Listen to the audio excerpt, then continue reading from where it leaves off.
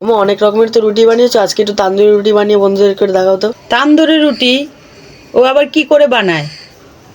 আচ্ছা চল দেখি বানানো যায় কিনা। প্রথমে একটা গামলাতে পরিমাণ মতন ময়দা নিতে হবে, পরিমাণ মতন লবণ নিতে হবে, পরিমাণ মতন চিনি নিতে হবে, পরিমাণ মতন ইস্ট নিতে হবে, নিয়ে সুন্দর করে মাখাতে হবে।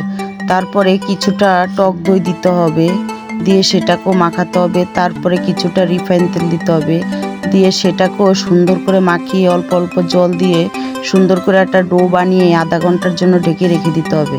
তারপরে সেটাকে ভালো করে মথে একটা গোলা নিয়ে সুন্দর করে একটা রুটি বানিয়ে নিতে হবে তেল দিয়ে। সুন্দর করে তেল দিয়ে সবগুলোকে এইভাবে বানিয়ে নিতে হবে।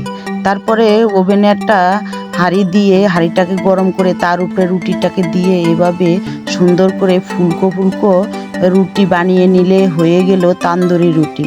কি করব, ছেলের আবদার মিঠাতে তো হবে। তোমরাও এভাবে বাড়িতে বানিয়ে খেয়ে আমাকে কমেন্টে জানাবা কেমন হয়েছে। ভালো লাগলে লাইক কমেন্ট শেয়ার করে দিবা আর আমাদের পেজটাকে ফলো করে দিবা।